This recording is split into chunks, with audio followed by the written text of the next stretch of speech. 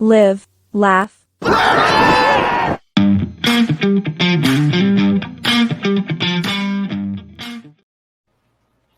Hey, man.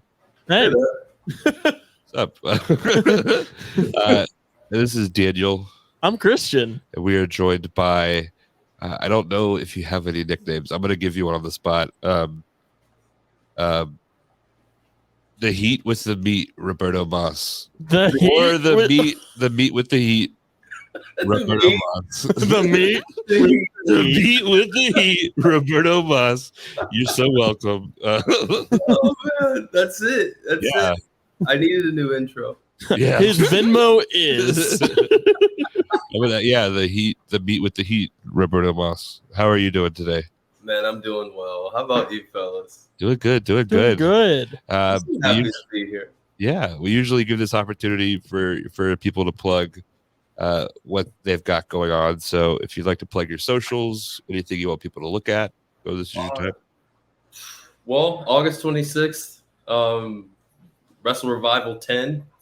We've got Jackson Drake, Jay Malachi, our champion, Devin Dangerous Turner inside of a steel cage to determine who's going to walk home with that strap and, who's going to have to find another way to hold up their pants. Sorry about that. They're excited. I'm excited. We're all excited. Got one more time. Outside of that, just at MS Society, at NAMI Communicate. There's two important foundations.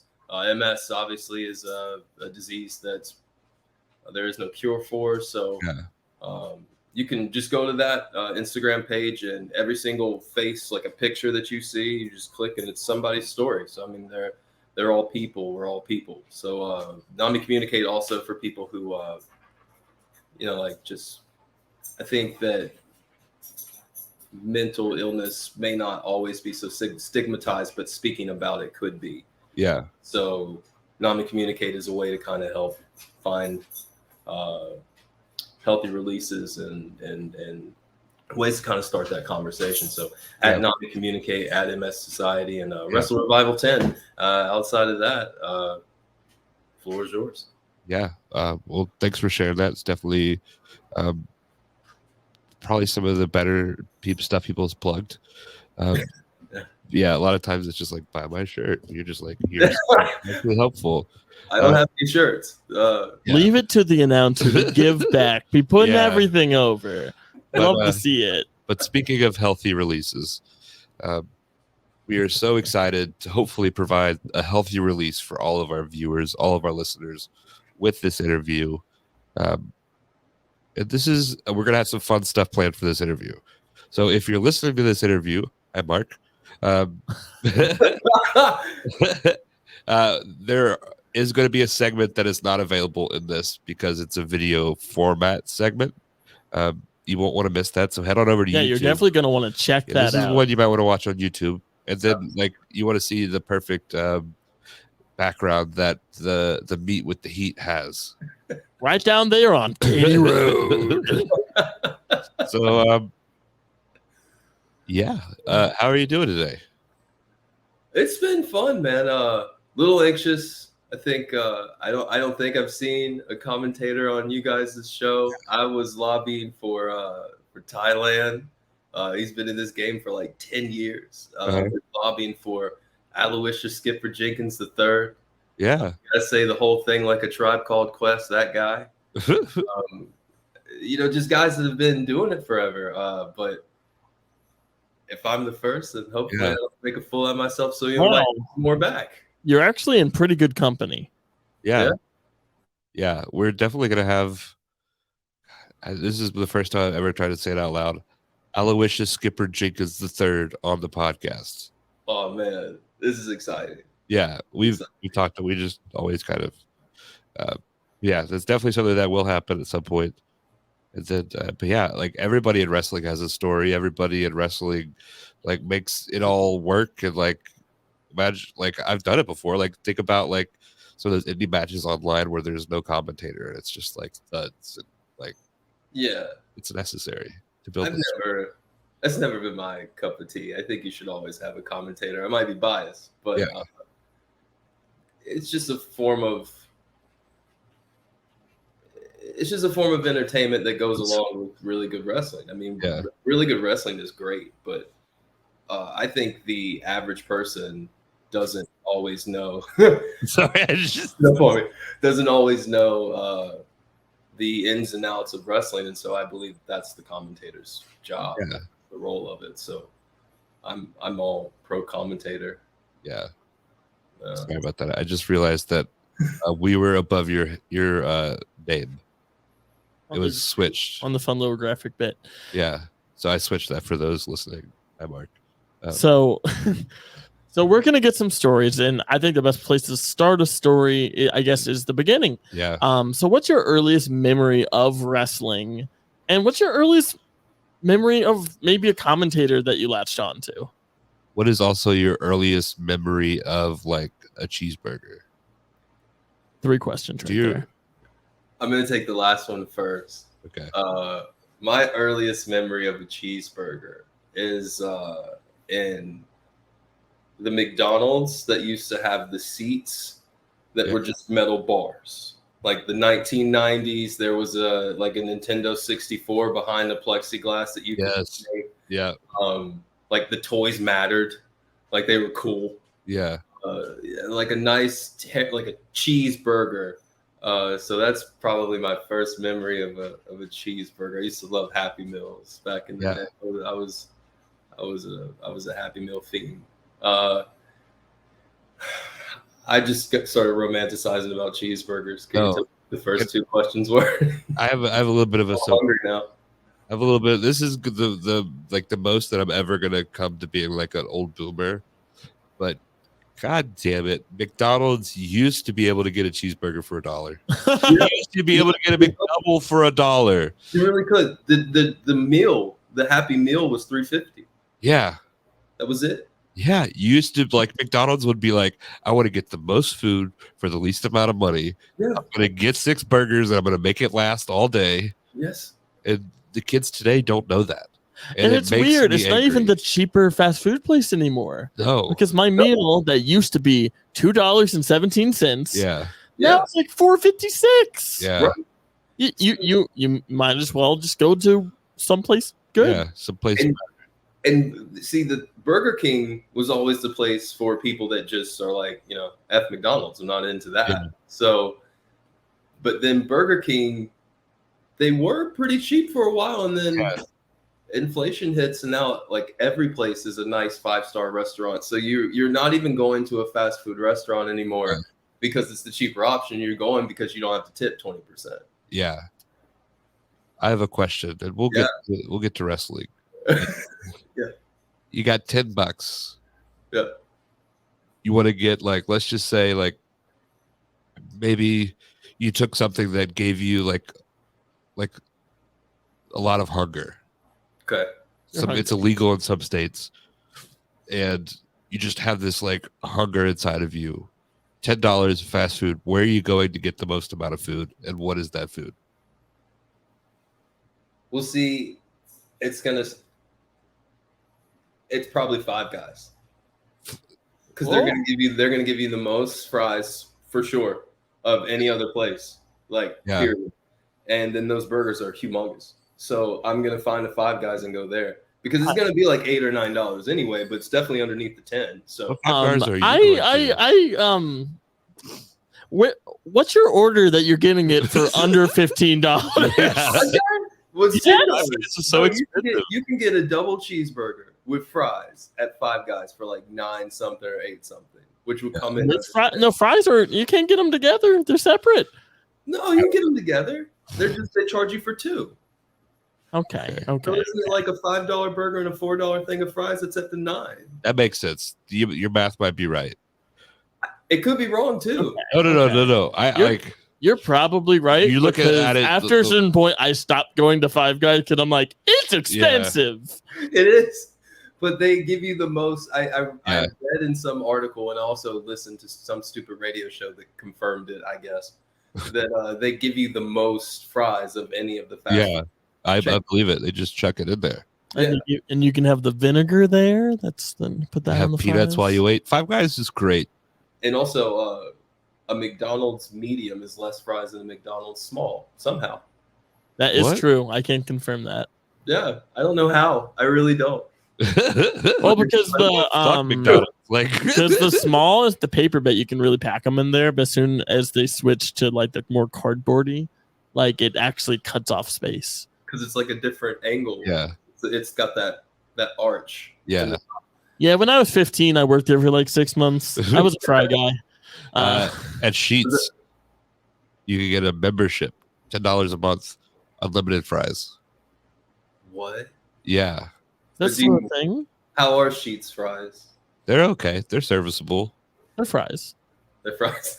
I'd say they're like middle of the pack. Would you want like an unlimited supply of them? I don't know that I would, but like, if I This don't is know. already my favorite episode of this podcast. It doesn't feel like this podcast. Oh man. These Yeah, are the hard-hitting questions that I was coming to Yeah. really put to bed. yeah. I don't know. I don't think there's enough conversation about these things, and that's. Yeah. I'm really glad we're having it. Yeah, I think you might be wrong about Five Guys though, because so you're going at it for like a burger and fries. I'm thinking about it like how many like rodeo burgers from Burger King can I get, and I think you could probably. Well, are you going for quality? Or you're going for quantity. Like if I can get Quantity with flavor. if I can get, are you saying Five Guys has no flavor? No. I'm not saying that. But that's Or is that only what one. That's one burger. That's Yeah. one thing of like that's one side of fries. Yeah. Or I'm just saying, you go to Cookout, you get like 6 things. Cookout's tough these days. Cookout's got up. Okay, Jack in the Box. Yeah, Jack in the Box. Have you ever had Jack in the Box? Yeah, I used to live in Los Angeles for like 6 years. I lived off of Jack in the Box and In-N-Out. Yeah, I think Jack. In-N-Out is overrated. I prefer Tommy's, to be honest, but Who the hell is Tommy? it's like another little burger joint that they have just West Coast only. Yeah, And along with their weird version of Carl's Jr. versus the same Hardee's. exact place here that's Hardee's. yeah. That's very odd to me. Always has been. And what's very That's odd to probably me his is story. Go ahead. Yeah, please Could- make that segue. okay. What's very odd to me is that we haven't heard who that favorite commentator of all time is. Yeah. So- Is it one you listened to as a kid? So okay, the first my favorite commentator of all time in anything period is Mauro Ranallo. Yeah. Yeah, He is my favorite in combat sports. He is my favorite in boxing, like all of everything. When he came to NXT, that's when I was kind of like, oh wow, this is cool. Like this is a really neat thing that he does, and that like I'm learning, but he's also like kind of checking my pop culture knowledge and yeah, things like this, and I just loved how he delivered very obvious things that you're watching, because that's kind of the I would say that's kind of the hardest part about it is you're watching it, so how many different types of ways can I say that this guy just got punched in the face yeah, without sounding repetitive? And I think that that's something he did. He was just brilliant at that, and you never get bored listening to him. Obviously Jim Ross is that guy, but yeah. I don't have the Southern twang voice, so I can't sound like Jim Ross. And I've tried to curse people out, and it doesn't sound like authentic. Yeah. I mean, I am genuinely mad, but like it's not. Curse me out right now. Yeah, curses out. No. It's just not. It's not a real like. It's. Your shirt's real dumb. Five Guys is not that good. Yeah, I mean it's it's bullshit. It's fucking bullshit. Who painted that room red? It's fucking hard to curse people out on fucking demand. Yeah, I don't Pretty likable. It's hard. It's just hard. But I mean, I've done it. But Jim Ross is really good at it. Like, yeah, damn you, Triple H. Like, I mean, he yeah, genuinely hated this man. yeah, But Moro's got a different style to him. I think outside of combat sports as well as wrestling would probably be like John Forslund, who used to cater for the Hurricanes, and You a that's Canes fan? oh yeah, huge Kane friend. Yeah, come here, buddy. Come here, I don't buddy. know if you can Just see. come here with a hug. Just a big hug right here. Just big hug in there. Yeah, right there. but Feel that. got my Stormy right there. I've got the Whalers. Yeah, dude. Big I time, was big gonna time. wear a Hurricane shirt, but one, it's kind of hot in here. I didn't want to like sweat on camera, and two, I thought that I should probably promote Yeah. something while I'm just sitting here talking. Yeah, Christian, what are you promoting? My weight loss journey. Not Wrestle That's what Revival 10. That's what I'm promoting. Not at all. But and then so John Forsland, obviously I steal his thing. Hey, what do you say? Yeah, I do. Yeah, humanity. That's my opening. Yeah.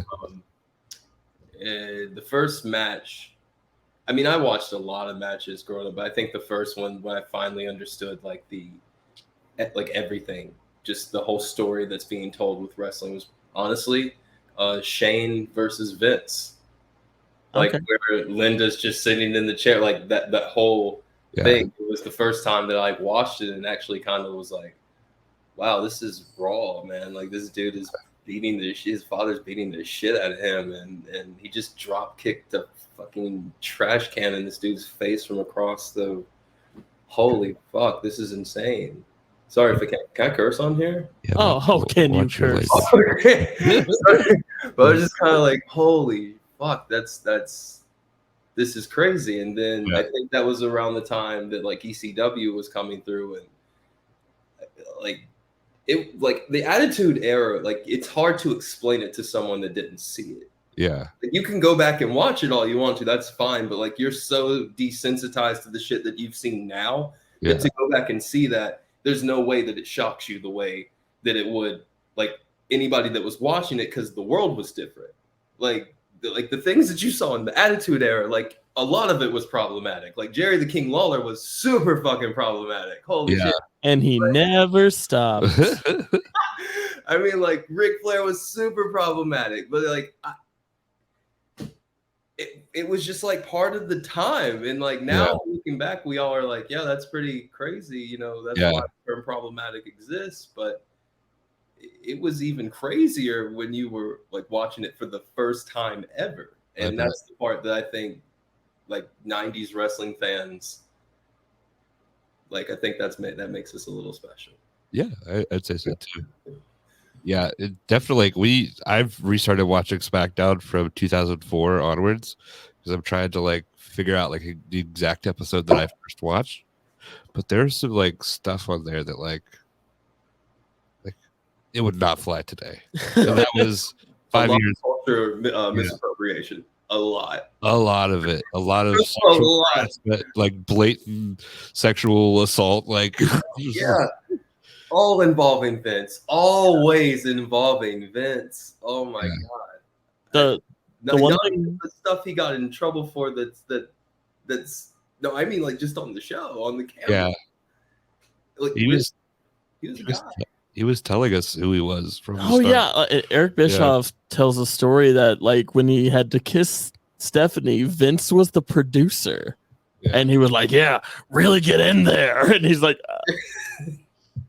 I've seen uncomfortable episodes played like today with Vince and Stephanie, so that doesn't surprise me at all. That's a little odd. Yeah, we saw one recently that like there was like an implied like rape, like with Batista and Melina, and it was just and there was a whole angle around it, like a 20-minute promo about this. Yeah. Well, there was Triple H drugging his daughter and taking her through a drive-through. Yes. Married to her. Yeah. That was the thing that happened too. Who remembers Test? Wow. I haven't thought about that guy until this moment. Yeah. Speaking of guys you haven't thought about till this moment, who were some characters that you really latched onto early on? And I guess how did that change over time? I would say, I mean, as like just a front runner, I really liked The Rock. Yeah. Like the version of him that was just talking shit like immediately, like to everybody he encountered, and just Like, what an asshole. I love that guy. And I think that really I think that kind of made me want to be like a guy who makes a joke that's really quick, because I always found him like, he's not being the nicest guy, but like he is funny. And so it's like, if you're going to be an asshole, you better make someone laugh. Yeah. And so I think that kind of taught me that sometimes I was like, oh, okay, so it's okay to skate the line when you're upset with someone, just as long as you make them laugh and don't let them know. Yeah. So that helps. Yeah. So The Rock helped me in that way. Yeah. The Rock was definitely unique. Definitely go back to like the Attitude Era of like changing things probably for the better. Corporate Rock. Yeah. That was a time. The Corporation Rock. That was kind of odd. Yeah. You like Ballers? I haven't seen that. Oh yeah. Great. Go watch Ballers. I haven't seen that. I see do you guys follow Botch Club? Is that the one? Botchamania? No, it's at Botch Club, like it's an Instagram thing. Oh no, I haven't. I guess he did drugs or something in the scene. Yeah. Yeah. It's something they always throw up before they're gonna like put a scene back to, I don't know, something that someone's doing to Botch that involves him. Yeah. But that's the extent of what I've seen. Okay. Wow, it's real good if It's you fun, have the time. Okay. Just making sure, because I was kind of like, I don't know if that's for me. It seemed like Entourage, which wasn't really my show either. I would just you should know within the first few episodes. I'll give it a try for sure. Yeah. I mean, it's not the peak of cinema. Like if you had like 3 days to live, I probably wouldn't recommend Ballers, but it's fun. It's dumb fun.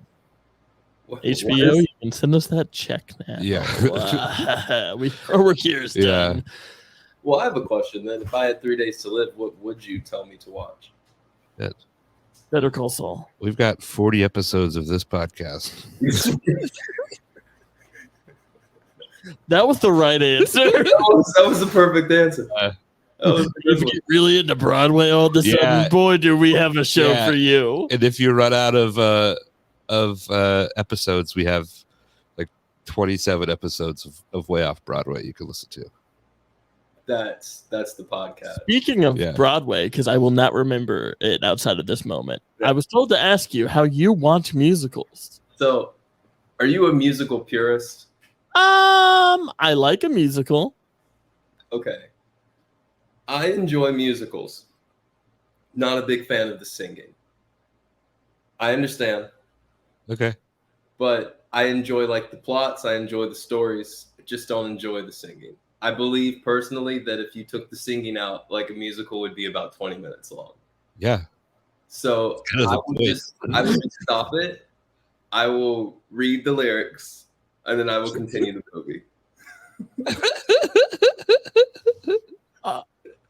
So this podcast would not be for you. That's my. Okay, this can't be the podcast where I break down how angry I am about that. Oh man, I'm not angry about it. I just like if I were like you have. I think your like fiance. How does she react?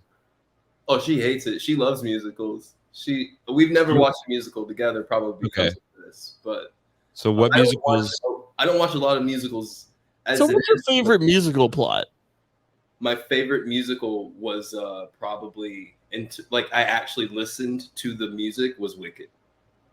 Oh, yeah. I actually listened to the music and everything. Like Defying Gravity, I was like, oh, that's a dope song. That's a jam. Yeah. For sure. That's a bop. But the other ones are just kind of like, no. I think I saw it's called Book of Mormon. I saw that one, but they just do very little for me. But some of them I will like, but a lot of them are like Disney movies. Okay. Did you watch Hamilton?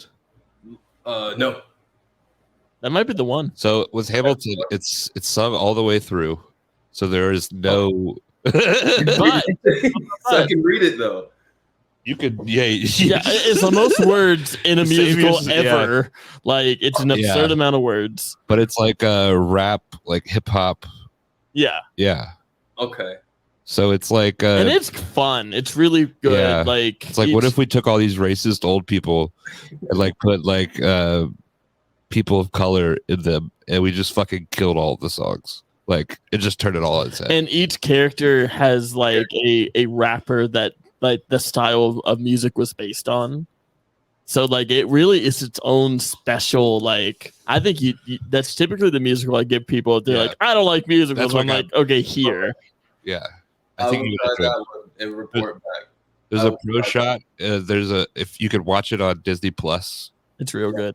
If you need Disney Plus, we'll let you borrow our password. We'll do a watch along just for you. Okay, let's do that. Come over to our house and watch Hamilton with us. I've heard of Hamilton a lot, so yeah, it's the one that's like really impossible to get tickets to, correct? Yep. That's true. We'll get a watch party going. It'll be fun. Anyways, this is a pro wrestling podcast. This is the most on topic we've been, and I'm having a blast. So, do you have a question, Daniel? If you have 4 hours after this, we could just watch Hamilton now. I joke. AEW comes on shortly. Like, do you still watch wrestling, or is that something that, like, because a lot of people are just like, yeah, when they're, I guess, in the business, it's like you're watching. A lot of guys aren't watching. They're watching old stuff. So, like, are you watching products or? I mean, I'm watching like currently, like I'm watching older stuff, but I'll come back for like Forbidden Door. Yeah, I was here for that. Always here for that. I'm trying to get around soon to watching the G1, so I want to watch that. I semi keep up with Impact and Ring of Honor. Like I follow them, and so I keep up with. I kind of know who some of their champions is. I think the tag titles changed hands, so I don't know who they are at the moment. And subculture. I don't know. Like WWE is just. I'd rather talk about his mustache. Like I don't want to. Like I love watching it, but it's just like I romanticize about the old. Yeah, the old days. NXT takeovers with Morrow in that year, and then you've heard it here. The Bloodline storyline sucks.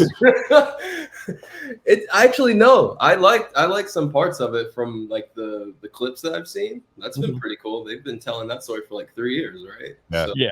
So that's an improvement than what they've been doing for a while. I get that though. Like I will come back for bigger shows and be like, let's see if they can win me back over. Then the ending of the main event pisses me off to the point of being like, never again.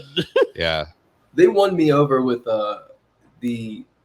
was it a triple threat? Yeah. It was Drew McIntyre, Sheamus, and Gunther. Yeah. Oh, that yeah. was really the hardest hitting match I've seen in a long time. So good. Did you watch Sheamus versus Gunther at Clash of the Castle? Clash with the Cass?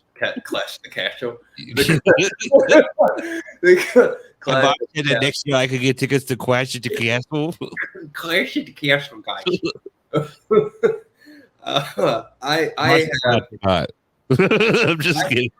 I have dreams of them allowing like Ty and I to do those dumb voices for like to call some matches. It's just like, hey, what do you guys say? It's good. Like just dumb things. But anyway, it's like it really hurts. It's not good on your jaw. Yeah. But could he sustain it? But yeah, I didn't watch that one. I just watched the main one. I think that was WrestleMania, right? Yeah. Yeah. You should watch that. It's always that. It's better. I used to come back. I used to be that guy. I used to come back at TLC and follow it all the way up until Mania, and then decide if I was going to jump ship at Mania. That was always what I did. And then they took away TLC, I think. And now it's like a couple of them. So I'm just like, I just jump on it when it looks good. Like now, I saw that Dominic Mysterio was like. He won the North American title, which is fun. Is it? Yeah, but what is fun? Is he like fun? Is he Christian Grey or like not Like, Rhea Ripley, Christian Grey. Like their whole dynamic is a little weird. yeah, it's like mommy and these things. And I'm kind of like, And it's always the part of it that like is weird is they also acknowledge on social media that of course she is dating Buddy Murphy. but yeah, but they almost like, they do each other's spots on TV, and it's just like, so in a better way we're acknowledging that they're actually dating, so like, and that like undoes it in a weird way. I don't know. Dominic is a like little shit heel, but I kind of I dig it because he does it well, I think, or people just actually hate him. I'm not really sure. I think people, it's a little of both, but I think that's what makes good heels. Like if people actually hate you, that's your job. Like you know who, and I think it goes underrated, but like King Booker. I hated King Booker as a kid. Really? I was in middle school. Like I was the person designed like that was the target market to hate him. I feel like, but I hated him. But that's because he was doing his job. I liked King Booker. I didn't always understand the brilliance of Eddie Guerrero until I watched him in retrospect. Yeah, same. Same with Razor Ramon. Like I understood that he was cool, but I didn't understand that he was like. I understand what he was doing. I was like way too young. Yeah. But yeah, he was doing cocaine. Speaking of which, you guys were talking about like going back and watching these terrible things. Like I would love a podcast where we just like dissect all of the Ric Flair moments that we can find with him and having a microphone in front of his face. Let's do it. Yeah. Brought to you by pure 1980s cocaine. Yeah. Have your people call our people. We'll set up a show. Yeah. Ah man, that guy. I feel it. Like when I watch it, like it makes me amped. Like he's up, like I'm up. He's just screaming it into my soul, whatever it is. He was just screaming all the time. Yeah. That was a fun time. We have been veering off subject here. This is a wrestling podcast, but we're talking about wrestling. I think this is the most on topic we've been. I think that the podcast thrives when this happens. Like in my opinion, because like there's no awkward silences. There's no like it's a conversation question that we ask every time. It's like three people having fun, and I think that's. And ultimately, that's what the people can relate to from a wrestling standpoint is. Like when the guys are having fun, that's when fans have fun. When you can tell that like they're not focusing so hard on it needs to be this. When they're just like I relate it to like a J Malachi Jackson Drake match. Like they're just having a ball. And you believe they're beefing. Like everything about it feels real, but you know they're having a blast. Yeah, those are every match that they've been in has been just they don't miss. Yeah. Like they're just Steph Curry every time they go to a match. I think that Jay was in the first, well, wasn't Jay as Jay Malachi. He was Kid Black America. Yeah. Something like that. Like that was the first match I had ever called. It was Captain Black America versus Elliot Shock. And I just knew like right then. I was like, I'm gonna do this for as long as they'll let me do it. Like whenever they tell me not to come here, I'll be like, okay, yeah, I guess I'm retired and I suck and walk up. But until that day, like I'm out here. Well, I guess that's a good segue. But like, how did you with Firestar? Because if I'm correct, that was like the first time that you ever did any commentating was for Firestar. Yeah, I've only been commentating for a year, I think. If you could like just tell the story about like how that came together, I guess. Yeah. So my fiance, girlfriend at the time, I was trying to find some kind of hobby, something fun to do. We were watching wrestling. She doesn't know a lot about it, so I was just like kind of calling, like just kind of telling her the moves that were happening and what she was seeing, and she was kind of like, you should do that, and I was kind of like, what, and she's, I guess, explaining like what Excalibur and Jim Ross were doing. And I just told her, I'm like, there's 6 jobs in the world for that. I don't think Yeah. you can just run up and do that. And then she said, well, just find something local. So I Googled, I called, I think I called AML first, and then they didn't pick up. So I just called the next number, and the next number was Firestar. And I asked if they had any need for commentators, and he said I could try out basically on a training show. Yeah. I went to do that, and he let me do a Future Blaze, which is where I started kind of, and then from there, a Star Power and Super Fire. The last 2 shows that we did for those ever, I got to do those, and pretty much every event in Future Blaze since then. So that's pretty much since the March 2022. Nice. What was the biggest learning curve there, or if there was one? Because that's that thing that you think you know what that is going into it. Yeah. What was the biggest, like, oh, this is different than I thought it would be? It's really hard to talk for like 4 or 5 hours. Yeah. It's not like it's hard to do. It's obviously you can just open your mouth and talk for 5 hours or 4 hours, but again, like we were talking about, to explain something a billion different ways is hard to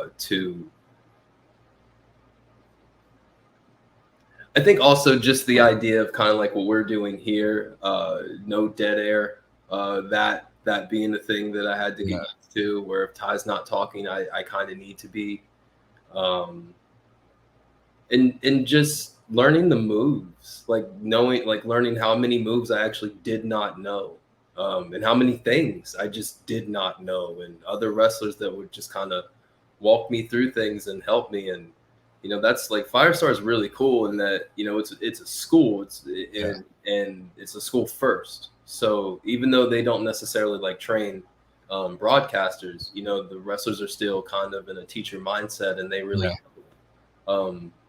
with the transition, they'll come up and talk to you like, hey, this is how I want this to be put over. This is my story here. This is, and you kind of just, you're either their biggest cheerleader or their angry parent. Yeah. So like if it's a heel, you're disappointed in them. If it's a good guy, you're proud of them. So that the learning curve is just kind of understanding that you need to do your own thing, even though whatever your thing is, you don't really know what it is. So trying to learn how everybody else is doing it.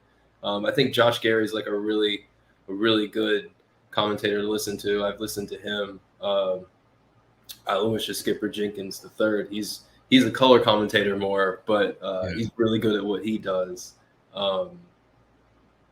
I'm probably forgetting and missing people, but I think Thailand is brilliant.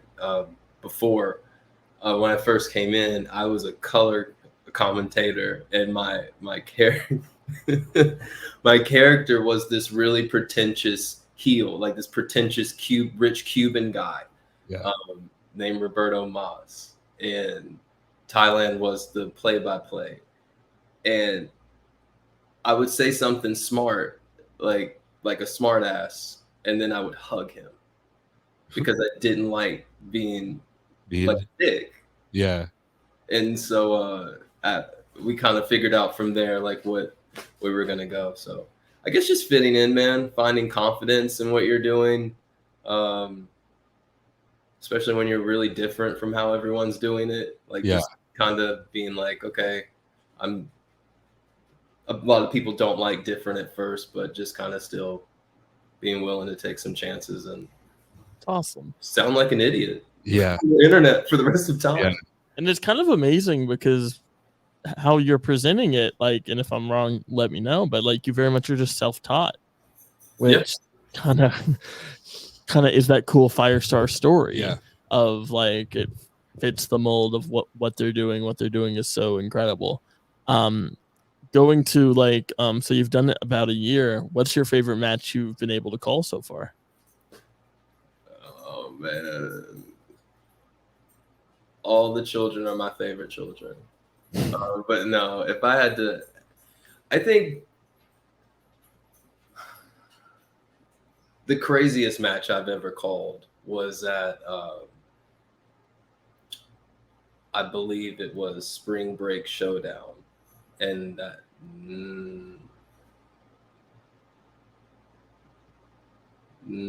it was either Spring Break Showdown or the Firestar Rumble, if I'm remembering correctly. Yeah. Jay Malachi jumped from like 30 feet in the air onto, I mean, just like a shitload of people. And I mean, if you were there, you'd understand. Like, it was just like the scene there. Yeah. Was, we were there. It was we were right behind. we were recording that jump. It was kind of like just there were no rules. It was like lawlessness, complete lawlessness, and it was great. It only could happen with wrestling. So that was a really great match. I really think that in terms of like a match I enjoyed seeing, I like Chris Bay versus Jay. I really liked. I don't think anybody will ever see it because it was a Future Blaze that I'm not sure that they put up. But Jackson Drake versus Duke O'Connor in a hardcore match for the Southeastern Championship. That was holy shit. Like Jackson did a tope suicina. At that time, we didn't have monitors, but he did a tope suicina on the opposite side. Duke was obviously out there, and I mean, he smacked him with like an air filter, like a machine, air filter machine, just like clapped him. And I just remember seeing like a cloud of dust, and like I was just like, "Fuck, this isn't." I think that was my 4th or 5th show. Like, every day I would go to work and I was like, yeah, I'm solidified in being here. My belief that this is what I should be doing. So I'd say that.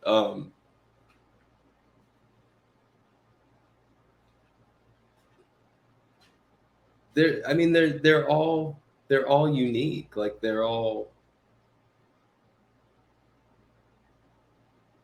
I just like the progression of it more than anything because I've seen them for a year. So I've seen like how someone was when I started versus how they are today. And so, I mean, every single Jackson Drake match I've seen is like the best Jackson Drake match I've seen. Yeah. Because he just keeps getting better. Every Oliver Sawyer match I've seen, Manny Lowe match I've seen, Grant Watts match I've seen, like Jay Malachi match I've seen. All of these matches are the best ones that I've seen because these dudes just keep getting better at like alarming pace. Yeah. And it makes my job like so fucking easy that I don't think that they understand. Like they're always coming up to me like, man, you're really good at this and that. And I'm like, bro, this is like if anybody in the world, like if I handed a headset to a 5-year-old and said, here, when he jumps off of that ledge, say whatever you want. Like he's gonna kill it. Like anyone's gonna kill it because like it's what you're seeing is like nuts, like genuinely nuts. And I think the worst part about it is knowing someone for a year. Like I'm genuinely friends with these people, and I worry very much for their safety. Yeah, and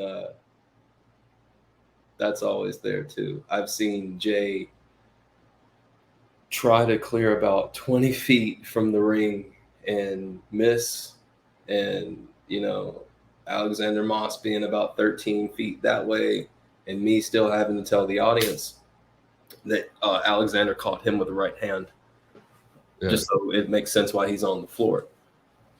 So like again, this shit is dangerous, and but they are the best at doing it. For every like that one time I'm describing, that was one time. Every other time that dude has done it, not a scratch on him. Yeah, he's superhuman. It's not like he's not made of the same things that I'm made of. There's no way. No. Yeah. You saw the on Satnam Singh, the drop kick? The drop kick. When he did AEW Dark? Oh yeah, like when he jumped up like almost damn near 8 feet in the air and dropped his man in his teeth. It's the most impressive thing that I point to about him. That's just like, come on. Like you can't teach that. I see these things and he just,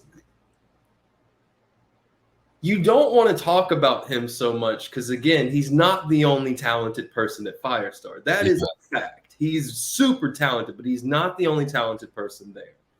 But he does these crazy things that are kind of unlike anybody I know. Yeah. In life. Yeah. Like, I mean,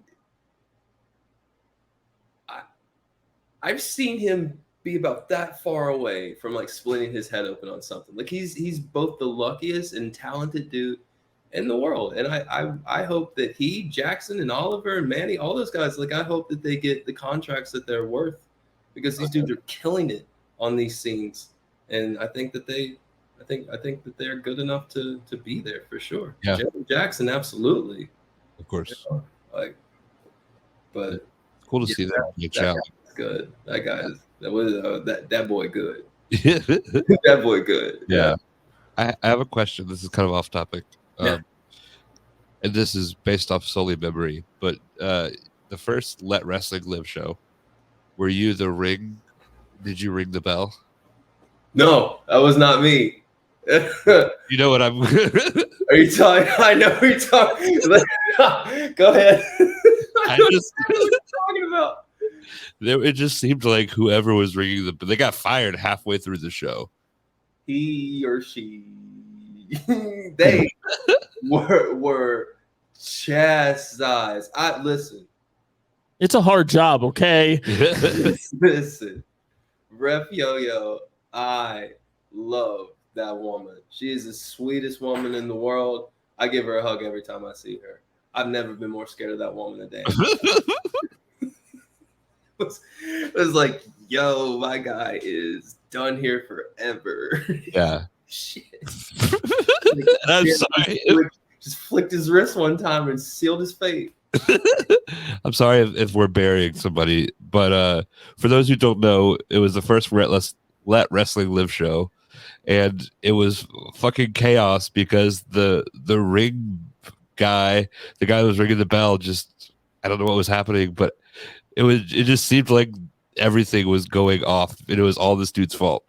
Unfortunately, like he was just ringing the bell at like the middle of a match. Like, yeah, it was not good. Yeah, it seemed like there was way too many countouts for like it was, I don't know. Yeah, it was interesting. That was a thing. That day was kind of fun. I didn't know. I was really, really new to commentary. I think that would have been the 6th or 7th show I might have done. I'm not sure. I have to go check the timing on that, but I wasn't very many shows in. And I had like no business being there whatsoever. But Nadia had booked me like pretty much just in case the other two guys didn't show. Yeah. But then when we all kind of showed up, she just kind of had a 3-man booth. So I actually wasn't even supposed to be there. It was supposed to be David and Aloysius, who are like a tandem, a really good tandem. Yeah. So I belonged nowhere near there. Yeah. Check out Let Wrestling Live. They've got a new show coming up. Oh, they're doing some really cool stuff. But yeah, it was an experience, and I felt really bad for the bell guy because literally got fired. Christian, if you want to tell the story, Christian has some experience. Yeah. So it was a UPW show in Raleigh. We were running social media for them and just trying to help any way we could. And I was just in the wrong place at the wrong time. We were trying to get, I don't know why we're even over there. We're trying to get some piece of information or some picture.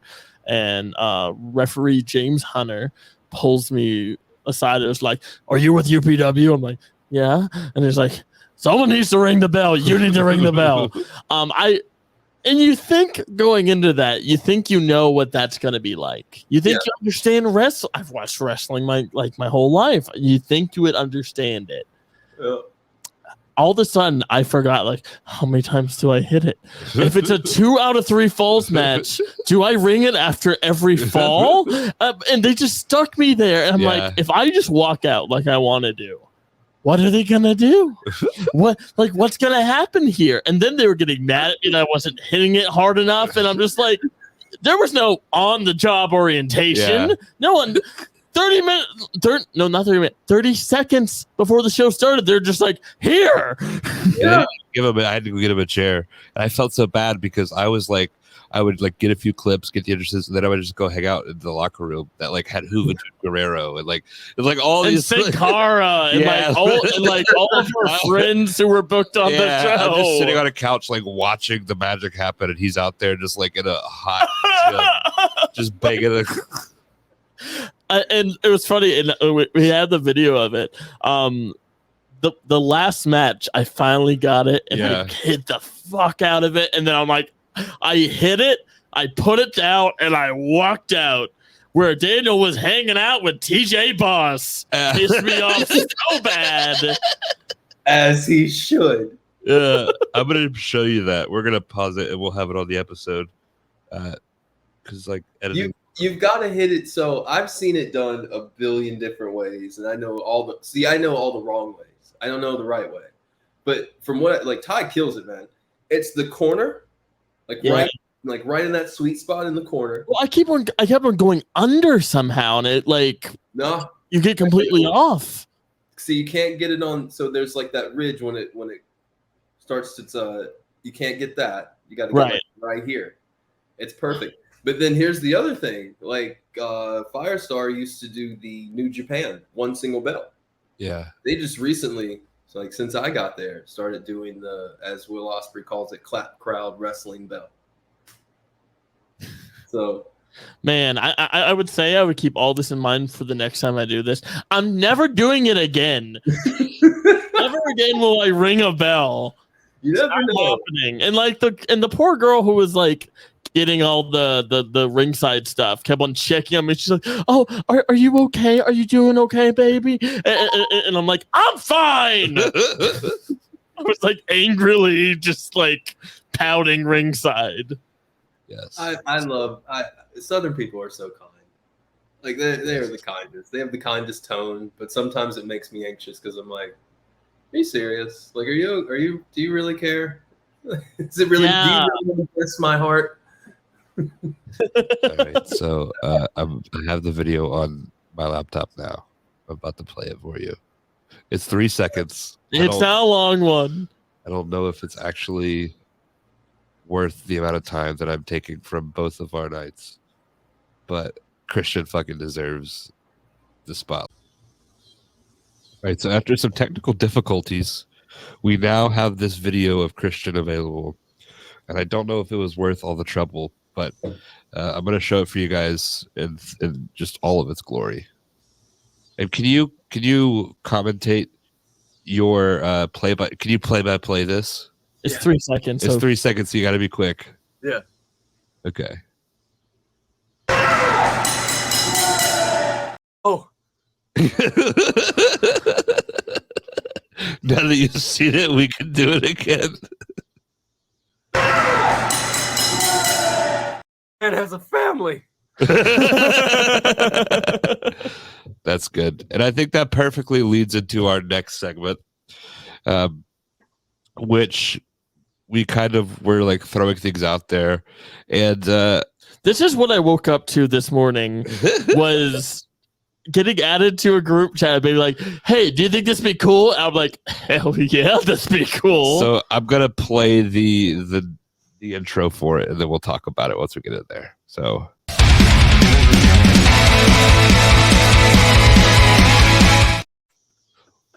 Waffle House Fights. For those listening, which you won't be because we're not going to let you listen to it.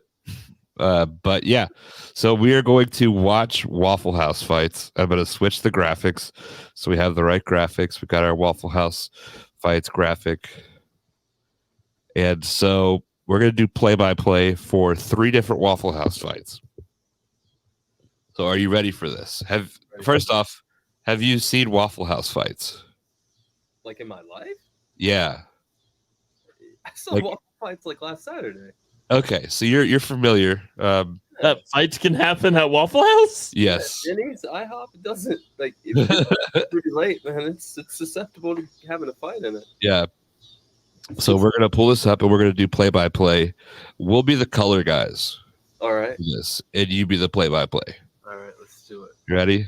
Yeah. All right. Oh, we're in business.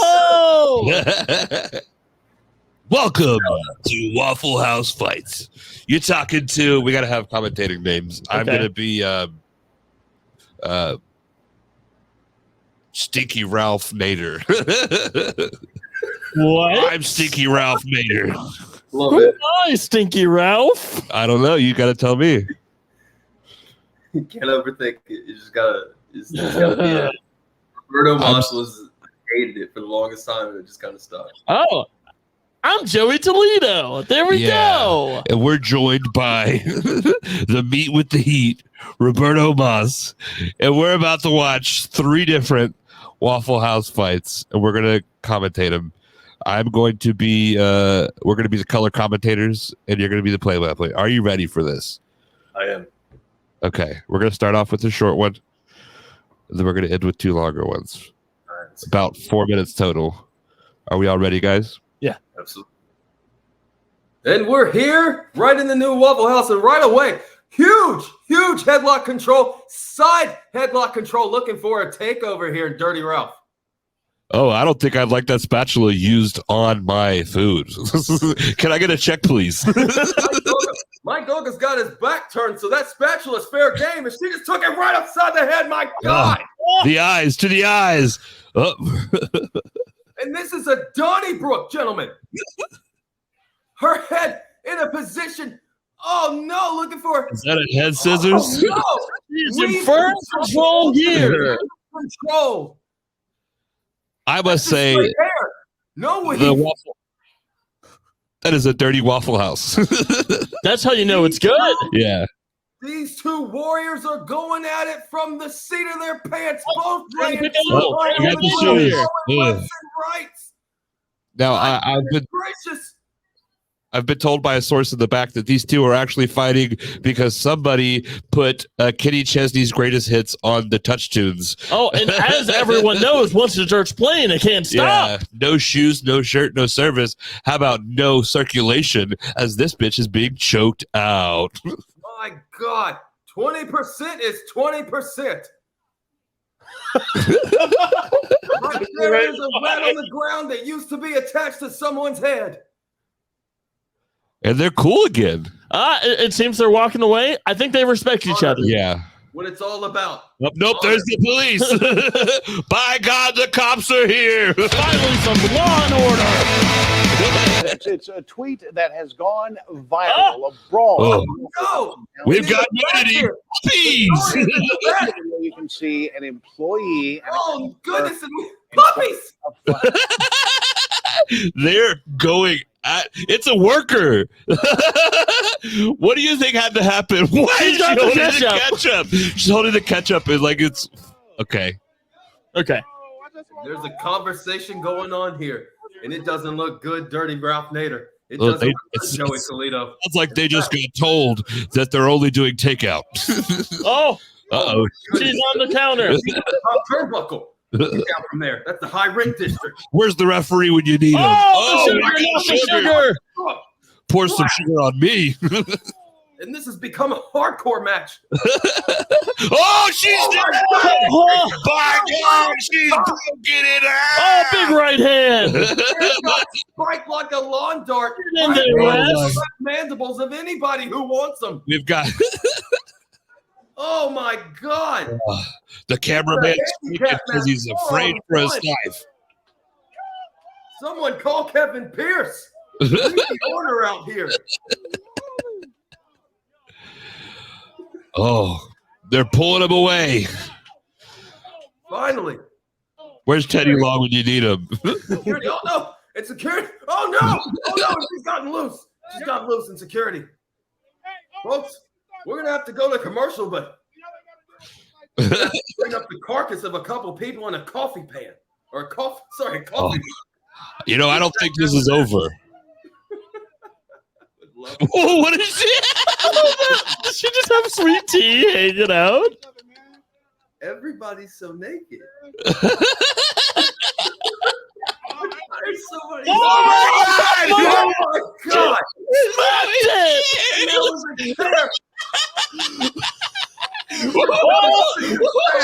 Steel chair! And another. Oh, she wants it. A foreign object has entered the room. She deflected 2 chairs. Because she just chucked a chair at one of their employees. Are the details because we need.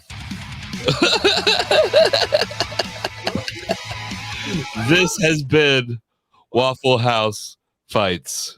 I'm screaming at people acting.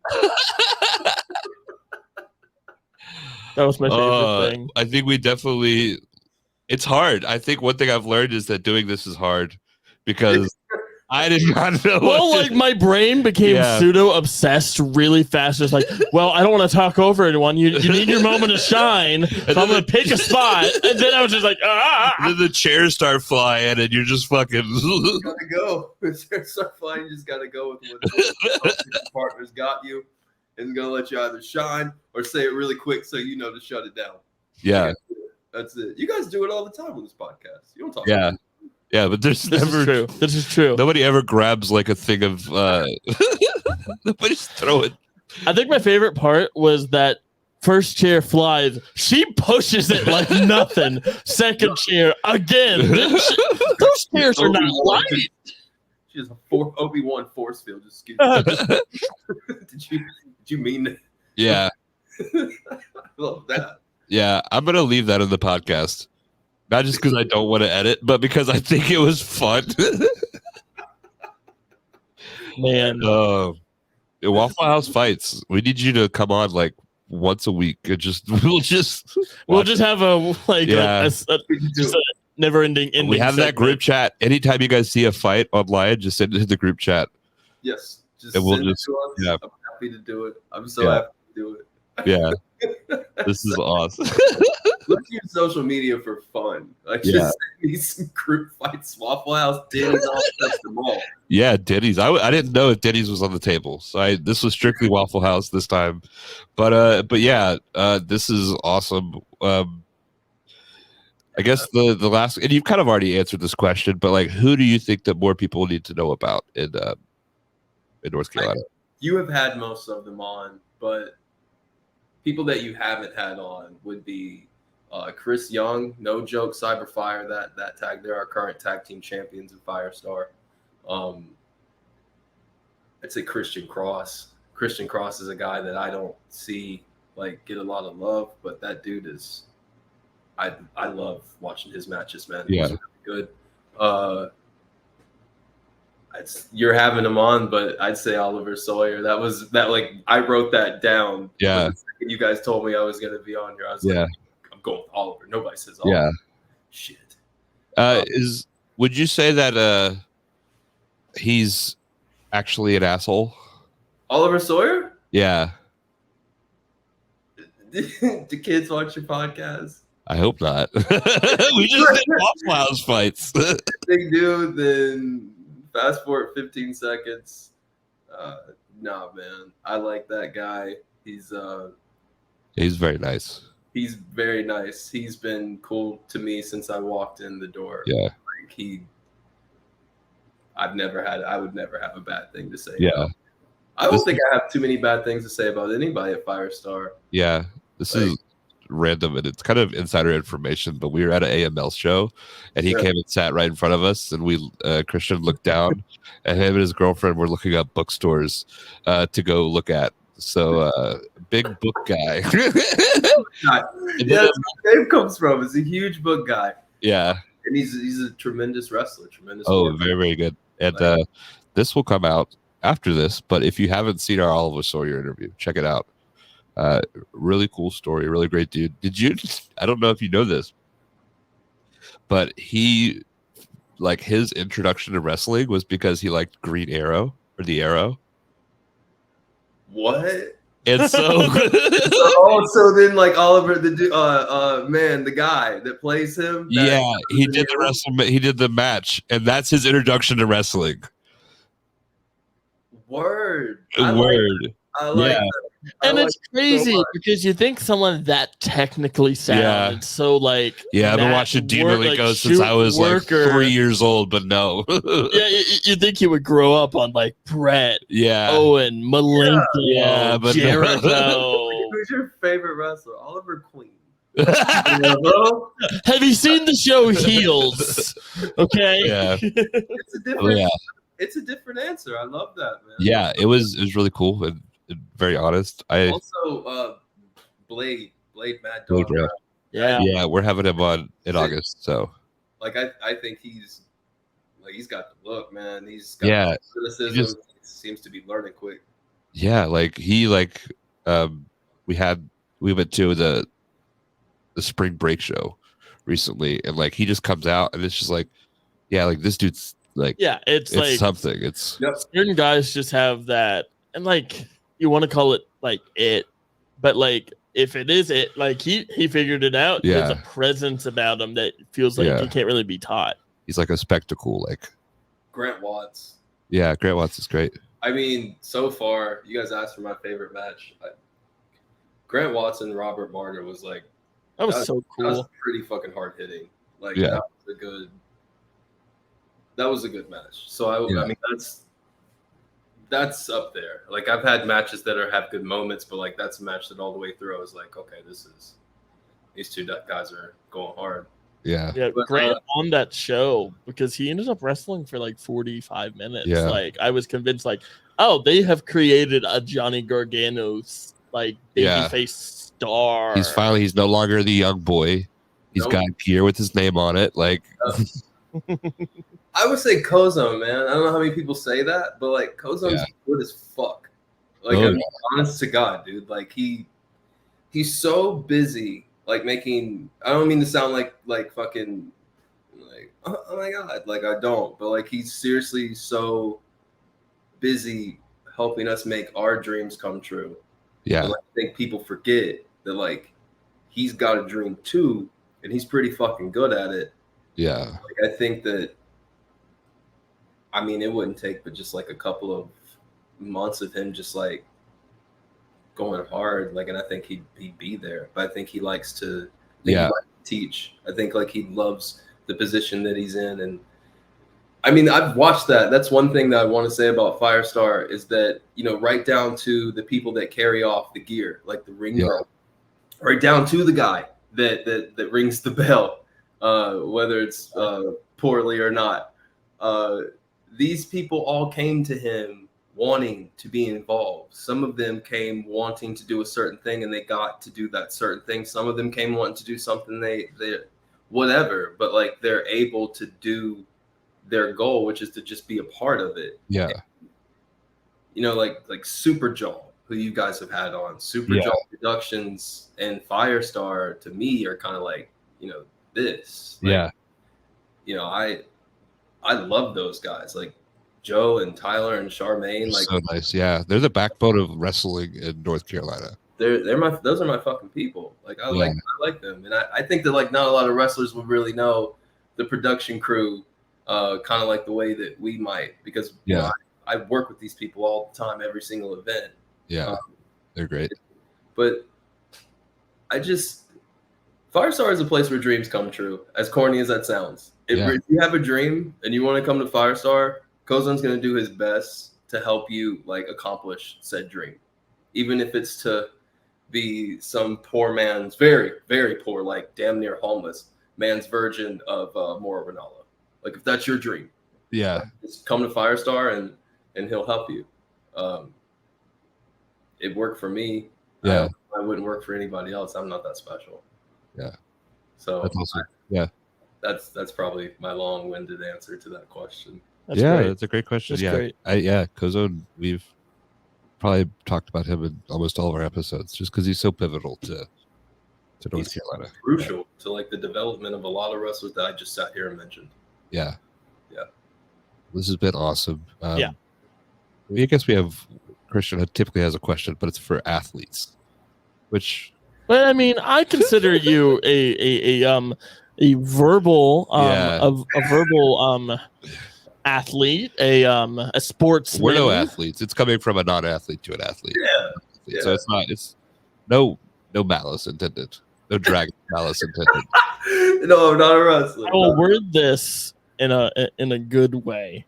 All right. When you just want to eat an abundance of food, and we kind of talked about this earlier, what is your perfect if you felt like you were cheating on fitness, what would be that meal? You cared about your body enough to. Everybody is a beach body, but on this day, that temple might need some renovation. Yeah. Okay. Well, my fiance has me eating tremendously healthy Okay. because of MS and all this stuff. So Yeah. I do get cheat days. Okay. Great. I don't think you have to be super active to do that. You could just eat decent and cheat when you want to. Okay. I would say, fuck. It has to be one thing because my cheat days are just Oh, like I mean, it can walk be us through. I don't stop eating until like I hate myself. Okay. cool, Okay. cool. So relatable. It's mostly probably like my thing. Like if I really want something, is probably gonna be like a pizza and like a glass of wine. Like that's What's like on that pizza and what kind of wine? it's either gonna be, well, half of it's gonna be pepperoni and the other half's gonna be whatever the fuck she wants. But but for my half, it's gonna be pepperoni and then after that, I'm gonna eat some wings. I'm gonna eat some Moss sticks. Oh God, mozzarella sticks. And if I like honestly, if that's not enough for me to hate myself at that point, it's probably Chunky Monkey. I just recently got into ice cream. Like I have to drink the not milk, so Yeah. I realized that I can like tolerate ice cream, and so I've been really into this Ben and Jerry stuff. Oh yeah. My God, so good. Yeah. I remember where I was in my dorm room in college because they had the little shop you could walk to. Uh-huh. I remember at Chunky Monkey, the first time I ever had that. That's a core memory for me. So I get it. Yeah, I love it. In California, I would have said like I eat a ridiculous amount of sushi or Korean barbecue and licorice. It's just, I think it's what you're near, like you're saying. Like I was really close to the sushi place, and there was like a Rite Aid across the street, so you can just run in and get some red vines. Red Vines over Twizzlers. Oh yeah, absolutely. Okay. Why are you Twizzlers? So I think Twizzlers has it with their pull aparts. Have you ever had their pull aparts? Like the No. cherry flavored. No, I can't. Like red vines are that jam. Next time we're at a Firestar show, I'm gonna bring you some pull aparts. Have you eaten a red vine in a while? No, is it? Not since youth. We'll trade. You bring the pull aparts. I'm gonna bring some red vines, and we'll swap candy. And the perfect way to close that out is when is the next Firestar show that we will be making this exchange? August the 26th. That's gonna be Wrestle Revival 10, featuring Jay Malachi, Jackson Drake, Tevin Dangerous Turner, our current Firestar Professional Wrestling Heavyweight Champion, inside of a steel cage. A match that I have never called a steel cage match, never seen a steel cage match in person. Ooh. Never seen a lot of these matches in person, but specifically this, I believe the Kozone is trying to give me a heart attack so that he can get someone new to do my job. I think that's why he made this a cage match. It was just fine, triple threat, but I mean, I have my own theories. Yeah. And there's some other matches they haven't even announced yet that are crazy. Well, I'm not gonna lie, I didn't want to seem unprofessional, but I did want to get all of them out there. And is this breaking news? Are we getting all of the matches? We're gonna get all the matches real quick. Sorry about that. We're gonna get them. Oh, no, please do, because sometimes. So far, just what's been announced. So we're gonna have. So Marcellus King, Cam Kano, big boys. So and then also it's gonna be, which I wish. So that's the match that we're gonna get. So this next thing I'm saying is not a match. It's just what I wanted. I wanted it to be Percy Prescott versus Showcase in a steel cage. Okay, yeah. Or War Games, something that was for them.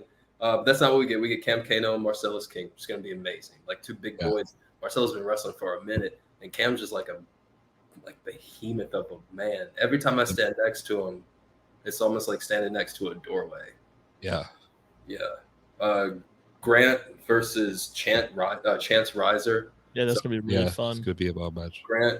Grant's like on almost approaching like 10 levels where he just keeps putting out bangers every time. Yeah. Chance Riser is so technically sound. They're gonna have a good time. Yeah. And Amira Rose, who's also someone I want to add to my list that people don't really know about. I think you guys should talk to her for real. Yeah, we've been at Tux. Amira is going to take on Nadia, who you would be talking to. Sayeli Moss wasn't able to. She, I think, got injured, and so Nadia is the one that's stepping up. That was made official by our GM, J. Mark Eggers, who looks an awful lot like my production manager, but it's a twin. I assure you. But that's what we've got coming up. You can go to at FSPW Training if you'd like to be a part of anything that you see at Firestar Pro Wrestling. If you'd just like to watch, and you just get you a chair, pull it up to the table, and just watch these people climb that ladder.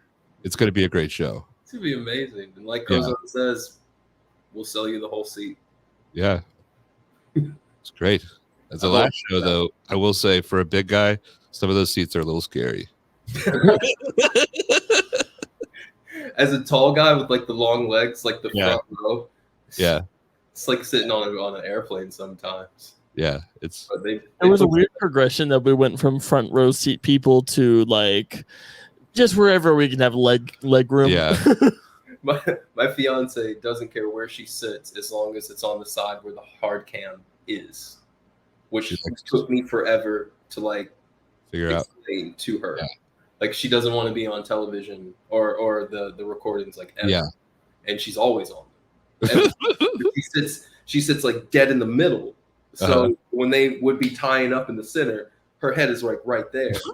And I mean, when Jay and Jackson go into the crowd to fight, like she's next to them. She just she's a magnet because she doesn't want to be there or she doesn't want to be on camera. She certainly wants to be there. She brings cookies and all that stuff. Which you promised us baked goods last time. I will make sure she gets those because she's already getting shit from the production staff because she didn't bring them last time. Okay, I mean I don't want anybody to have to do extra work, but if she's already bringing them. If you're gonna be there and we're gonna be there, I'm going to impose with like the ovens on. You know? Yeah. The space they just released a poster today for Wrestle. Please help me. Okay, I was so close to saying it right. Bojack's gonna be there. Bojack is gonna be there. Mark James, Alex Evans. Yeah. Oh man, no. If we want to go through all of this, my goodness, everybody that was on this poster. I didn't know if you had time. Look, Topaz. This is my guy. Yeah. Kingslayer. You're gonna get to see him. Dom Petty, Jason Land, Christian Cross.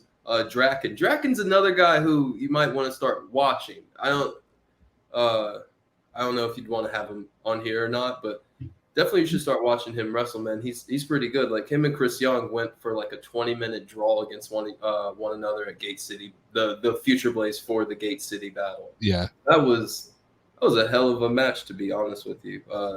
Let's see. Jackson Drake, TDT, Amira Rose, Jay Malachi, Nadia, Bojack. I mean, we pretty much said everybody that's going to be there. Bobby Wasabi, Elliot Shock. Yeah.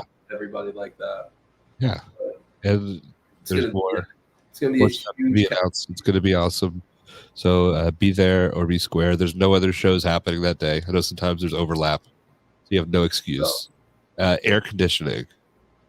Yep. And this is at the point. Last year, I believe we were at the Greensboro Sportsplex, but a little inside baseball Showcase smoked a cigar, like a live fucking cigar. I don't think we could go back.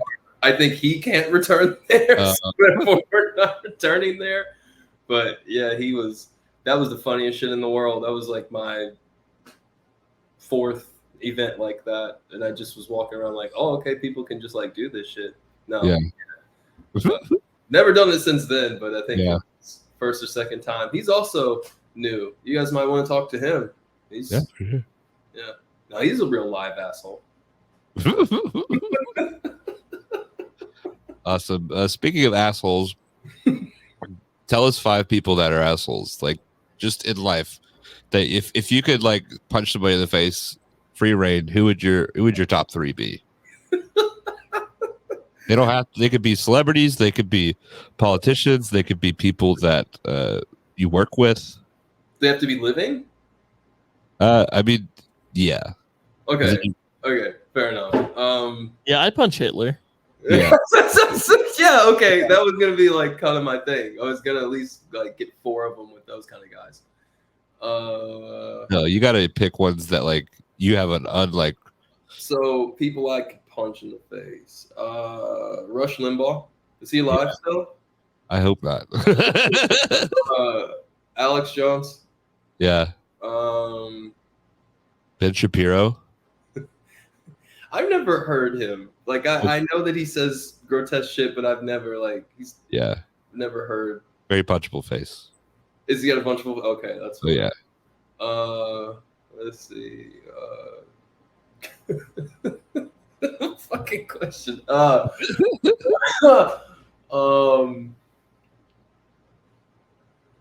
Mustachioed Vince McMahon. Hell yeah. That's a perfect list. Had to which one was it's like I call it laptop Michael Cole, but it's like the one where he was the anonymous GM. yeah, like so Yeah. that version of Michael Cole definitely getting a punch to the face, like maybe even 2. Roberto Más wants to punch the face of fellow announcer. Oh shit. Let's see, man. The last one.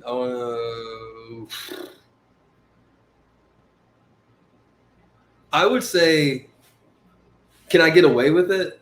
Like I'm Yeah. gonna punch him and nothing's gonna happen. Yeah, nothing's Yeah. gonna Like happen. nothing at all. Yeah.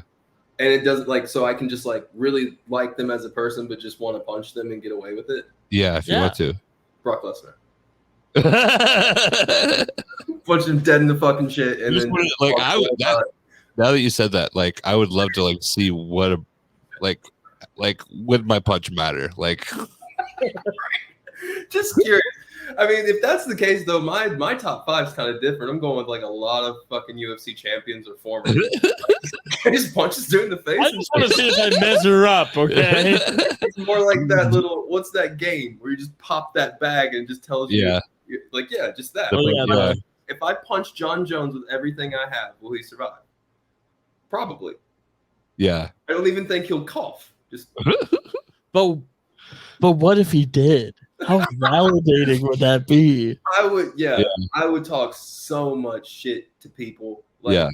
oh my god, people would just like step on my shoe. What the fuck is your problem? Like just instantly 0 to 100 because like, bro, do you know? Like ghost punch John Jones. But yeah, definitely Brock Lesnar. I think he's a great dude. I've watched a lot of shit. Like I think he's a lot smarter than people realize. Yeah. But yeah, so I wouldn't want to punch him any other way, but just to say like, yeah, dude, I punched Brock Lesnar one time. Yeah. So I can just explain it to my young child who doesn't give a fuck about who that is because they're like whatever that generation would be. Yeah. Oh Yeah. man. Well, this has been awesome. This We're is approaching like almost 2 hours, so This is the greatest. yeah, we're definitely gonna have to do restaurant fight commentators at least like once a month. But yeah, Each week. yeah, Each week, I mean, give me a call. yeah, for sure. But yeah, check you out. You now have a Twitter, thanks to. I'll take that for it. Yeah, At call. yeah. I was like, "Hey, do you have a Twitter?" And he was like, "No." I was like, "I guess I just won't tag you then." He's just like, "Got to get the tag." It's not lit anymore. Like Twitter Yeah. used to be the spot. It's kind of dying out. You have Oh, Threads. hey, actually, can I? No, Elon Musk. I'll trade Lesnar for Elon. Oh Just yeah, because he took Twitter, and Twitter Yeah. was actually kind of fun before. yeah. Just for that. So Rush Limbaugh, Alex Jones. Alex Jones, Vince Man, Vince McMahon with the Mustachioed Vince McMahon. and then Elon Musk, Elon Musk and Brock Lesnar. Brock Lesnar. But no, there was a Oh, Michael Cole. Mike. Yeah, I know. But 2011 Michael Cole. yeah, 2011 Michael Cole.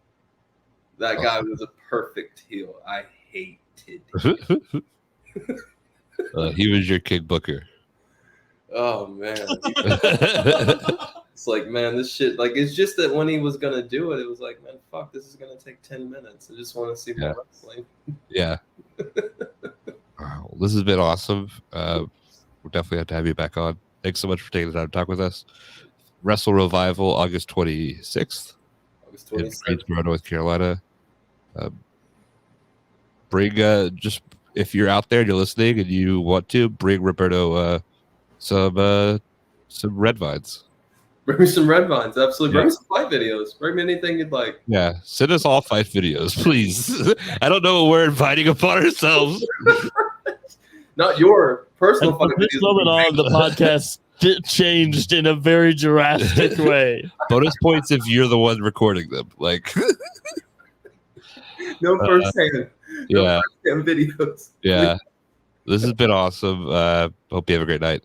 Yeah, man. You guys too. If you guys hated this, just make sure that you have other commentators on.